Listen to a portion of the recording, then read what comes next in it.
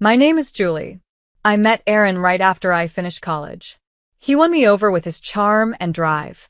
Before I knew it, we were married and living in the apartment he had bought before the wedding. It wasn't fancy, but it was ours and I loved it. Our daughter, Lauren, was born not long after. She was perfect, with Aaron's blue eyes and my curly hair. I thought we had everything, a loving family, a cozy home, and bright futures ahead of us. I got a job as a secretary at a small company that was starting to grow. The pay wasn't great, but I liked the work and got along well with my coworkers. Aaron was climbing the ladder at his construction firm. He'd come home with exciting stories about big projects and deals. I was proud of him, even though his long hours meant I was often alone with Lauren. But over time, Aaron started to change. He'd come home late and ask me suspicious questions, like who had called or why I was dressed up. At first, I laughed it off, but his jealousy got worse. One night, after he questioned me about a work event, I had enough. "Do you think I'm cheating?" "With who, Aaron?" "The mailman," I said. He didn't even smile. "Don't play dumb, Julie. I see how men look at you. And your boss." "Aaron, my boss is married with 4 kids. I interrupted. "For God's sake, I'm your wife. I love you." But he didn't listen. The fights kept happening, and they were tearing us apart. I was always faithful and had never given him a reason not to trust me. But Aaron's jealousy poisoned everything. Through it all, Lauren stayed innocent. At 11 years old, her world was all about school, friends, and her iPad. I tried to protect her from our arguments, but kids are more aware than we realize. The irony wasn't lost on me.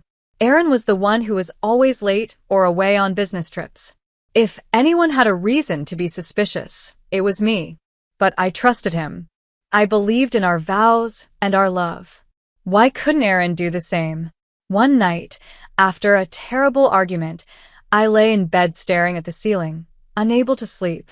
Aaron was snoring softly beside me, but I felt so far away from him. How did we get here?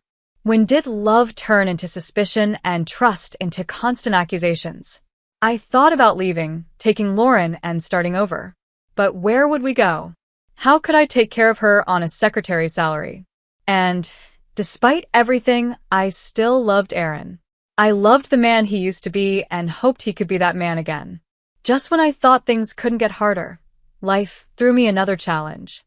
My mom, who was always my rock, had a stroke. It came out of nowhere and left us all in shock. Mom had always been healthy and active. After my dad passed away, she kept herself busy with gardening and book clubs, living life to the fullest. She had a beautiful house in a fancy neighborhood, thanks to Dad's life insurance and smart investments.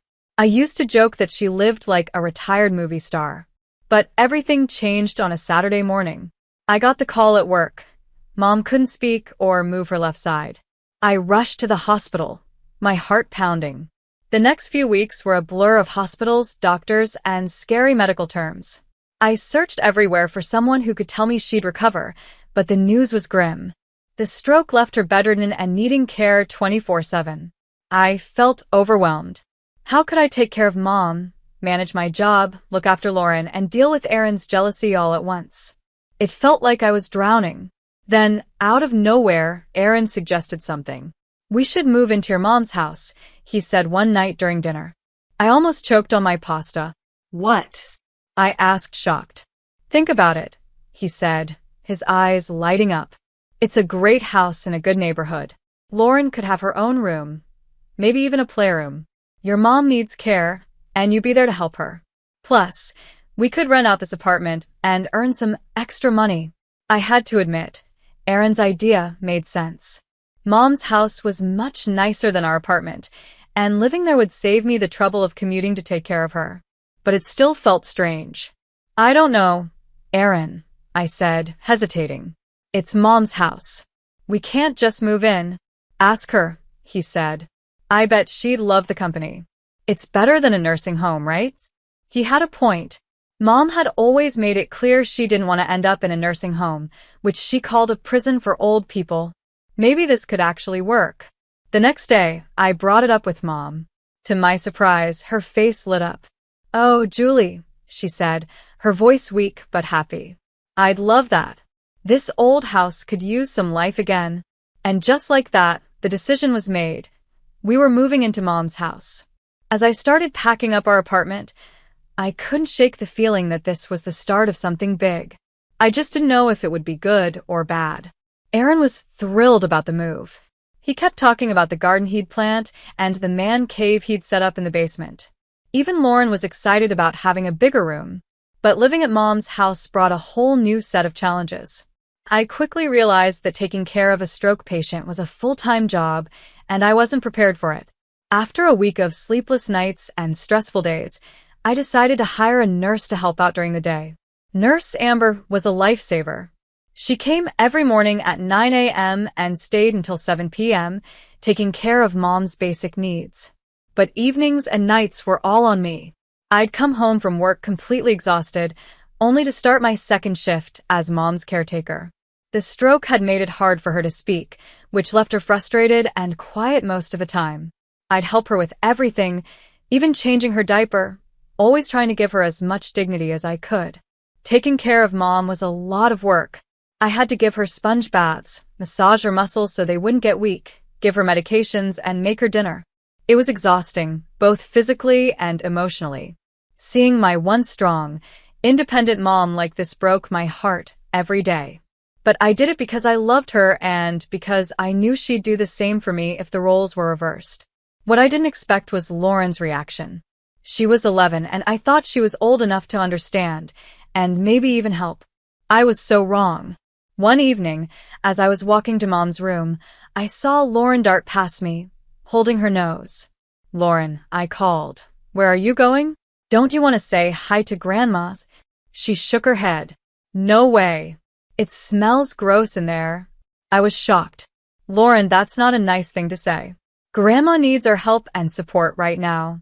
"I don't care," she yelled back. "She's disgusting. I'm not going near her." Before I could say anything else, she ran to her room and slammed the door. I stood there, stunned and hurt. Where had my sweet little girl gone? I turned to Aaron for support, but he just shrugged. "Not my problem," he said whenever I asked for help with Mom. "I didn't sign up for this." It hurt, but I couldn't completely blame him. None of us had signed up for this.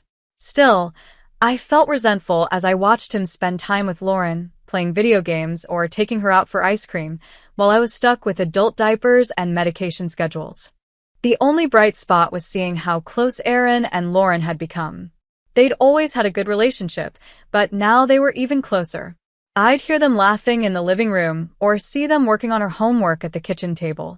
It warmed my heart, even though it made me feel more alone.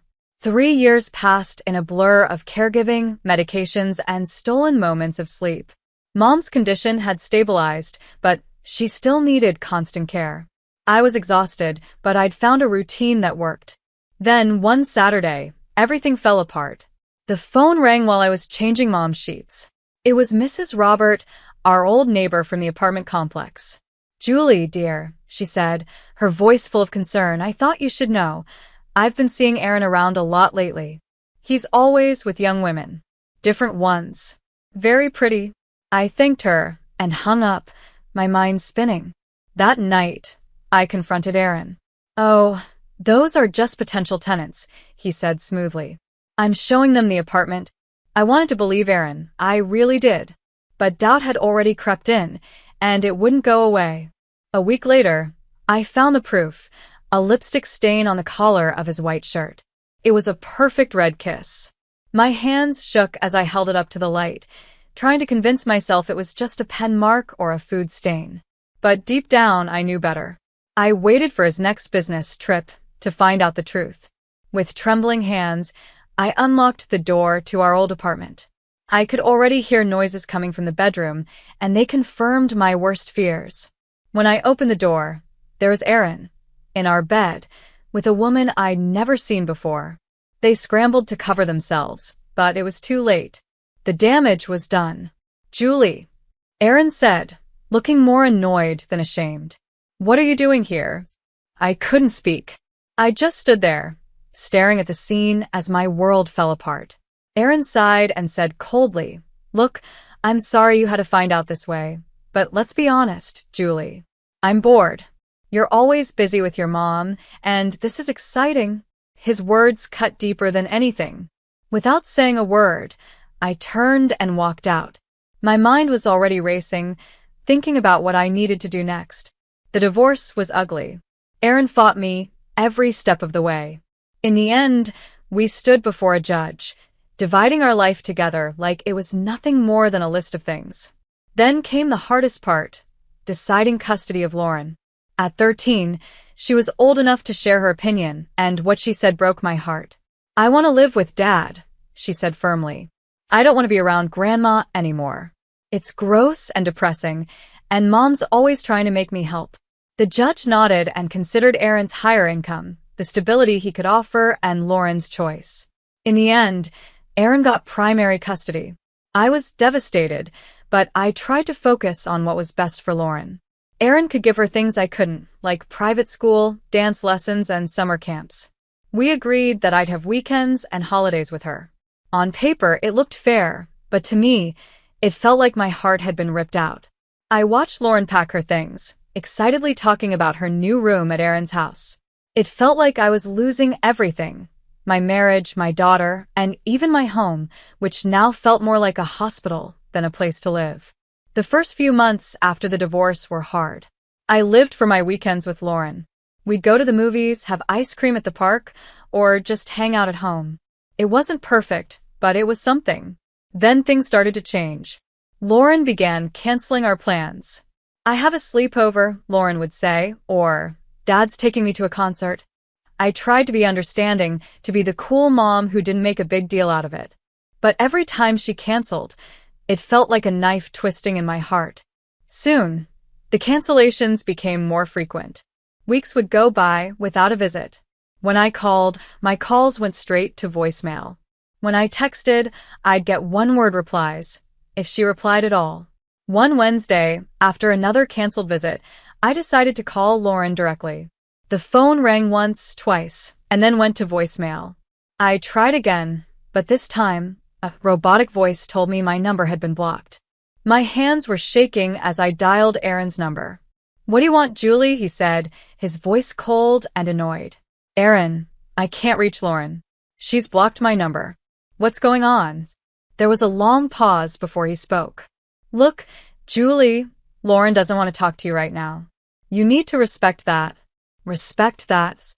I said, my voice shaking. "She's my daughter. She's also her own person with her own feelings," Aaron snapped. "And right now, she doesn't want to be around all the negativity at your place. The sickness, the sadness. Lauren needs stability. She needs a normal family." "A normal family?" I asked, barely holding back tears. "Lauren sees Hannah as a mother figure now," he said. "She has a normal life here. 2 parents, no sick relatives, no drama. Why can't you just let her be happy?" I couldn't speak. Tears were streaming down my face, and I was glad Aaron couldn't see me. "Look," he said, his tone softening a little, "I know this is hard, but if Lauren doesn't want to see you right now, you need to respect that. Don't force it. You'll only push her further away." I wanted to scream, to argue, to demand my rights as her mother. But a small voice in my head told me he might be right.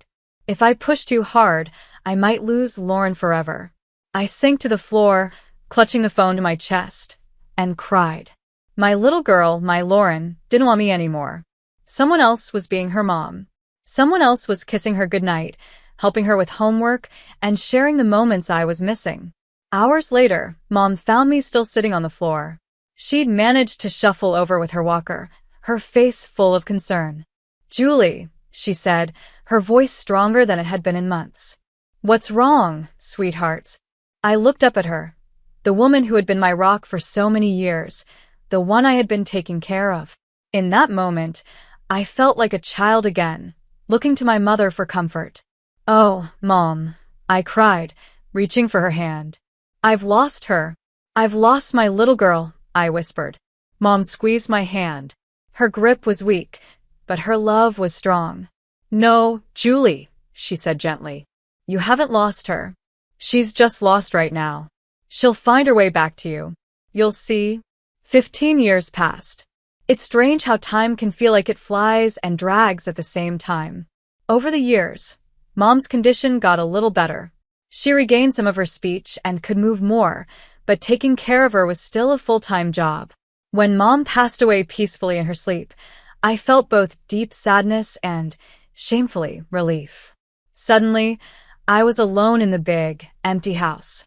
The silence was overwhelming. No more beeping machines, no medication schedules, no therapy sessions. It was just me, walking through rooms full of memories. Then one day, out of the blue, my phone rang. The number was unfamiliar, but I recognized the voice right away. "Mom, it's Lauren," she said. I was hoping we could meet to talk. We agreed to meet at a cafe downtown. As I sat there waiting, my hands shook as I gripped my coffee cup. When she walked in, it took me a moment to realize it was her. Gone was the awkward preteen I remembered. In her place stood a confident, beautiful young woman. "Hi, Mom," she said, sliding into the seat across from me. At first, we made small talk. It was a little awkward. She told me about her job in marketing, her hobbies, and her friends. Then she dropped the news. "I'm getting married," she said, pulling an envelope from her purse. "Here's an invitation." My heart filled with both happiness and sadness. My little girl was getting married, but I'd missed so much of her life. "Oh, Lauren, that's wonderful news," I said. "I'm so happy for you. If you need help with the expenses." She cut me off. "Actually, Mom, that's why I wanted to meet," she said, her tone serious. "I wanted to talk about Grandma's inheritance, the house, her savings. I want them." I felt like I'd been slapped. "Excuse me?" I said, trying to stay calm. "Look, Mom," she said, leaning forward. "That house is in a great area. It's worth a lot of money. After the wedding, Dennis and I want to live there and start our family." Anger bubbled up inside me. "Lauren, you haven't been to that house in over 11 years, I said. "You called it disgusting. You said it felt like a tomb." She waved her hand dismissively. "I was a kid then. I've grown up. Times have changed. And let's be honest, I'm Grandma's only grandchild. She would have wanted me to have it." I stared at her, shocked. "Wanted you to have it?" I said, my voice rising. "Lauren, you didn't even come to her funeral. You didn't call. You didn't write for years. That's ancient history," she said sharply. "The point is, that house should be mine." "I deserve a comfortable life," Lauren said. "Deserve?" I was shaking with anger now. "You didn't do anything to help when Grandma was sick.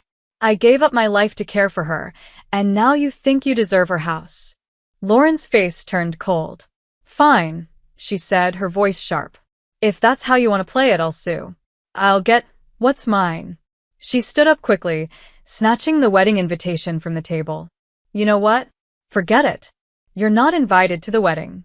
I don't need your negativity there, and I don't need your permission to take what's mine." She stormed out of the cafe, leaving me sitting there in shock. The daughter I had loved and missed for so many years was gone. In her place was a stranger, cold and greedy. The days after that disastrous meeting passed in a blur. I went back and forth between anger, sadness, and a deep emptiness. But as the days passed, something surprising happened. I felt relieved. The weight of hoping for a relationship with Lauren, of longing for her to come back to me, was gone. In its place was a strange kind of peace. I didn't go to Lauren's wedding. I didn't send a gift or a card. Instead, I spent that day volunteering at an animal shelter.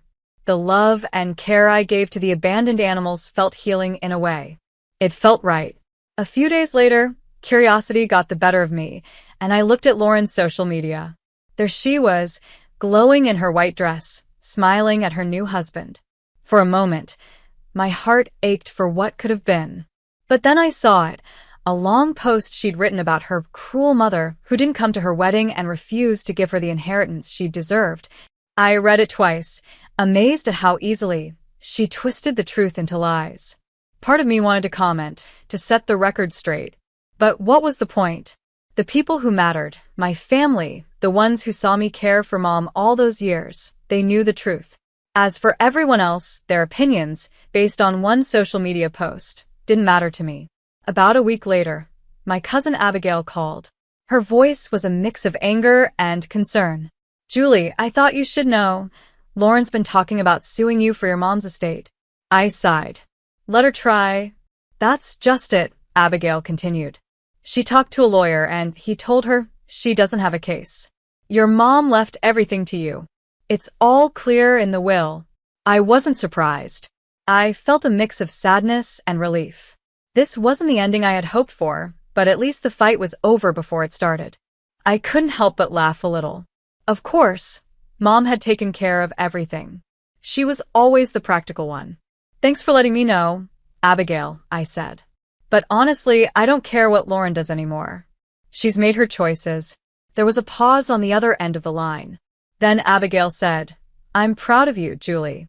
After everything you've been through, you deserve some peace." When I hung up, I looked around the house. Mom's house, now my house. Every corner held memories, some painful, some beautiful. But for the first time in years, I felt like I could breathe here. I walked to the window and looked out at the garden Mom had loved so much. It was overgrown, but I could still see its potential. Maybe it was time to bring it back to life. As I stood there, making plans to visit the garden center, I realized something. The chapter of my life centered on Lauren, the hope, the pain, the longing was finally closing. But that didn't mean my story was over. Not even close. A few months later, the garden was in full bloom. I'd poured myself into restoring it, finding peace in nurturing something beautiful. The roses Mom loved were just starting to bloom, their scent filling the air. As I trimmed a bush, my phone buzzed in my pocket. It was an unknown number. I almost didn't answer, but something made me press the green button. "Hello, Mom." Lauren's voice came through, thick with tears. "Mom, I need your help." I froze, pruning shears still in hand. "Lauren? What's wrong?" "I'm pregnant," she sobbed. "And we're struggling, Mom. I need money. You have to help me. You can't leave your grandchild with nothing." I stayed silent as she kept talking, her words becoming more frantic and accusing. "You abandoned me, Mom. You never tried to contact me, never fought for me. And now you're going to abandon your grandchild, too?" Something inside me shifted, not with anger, but with a calm, steady resolve. "Lauren," I said, my voice firm.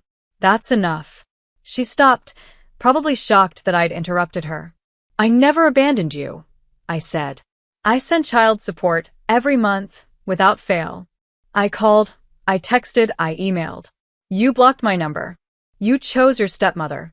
You made your decisions, and I respected them, even when they broke my heart. But Mom..." "No, Lauren, I'm not finished," I said. "You're an adult now. You're about to be a parent yourself. It's time to take responsibility for your choices and your life. I'm not your bank. I'm not your safety net. And I'm not going to be manipulated with lies and guilt trips." I could hear Lauren breathing heavily on the other end of the line. "If you need help," I said calmly, "go to your father and stepmother. They're your real family now, remember? The ones you chose.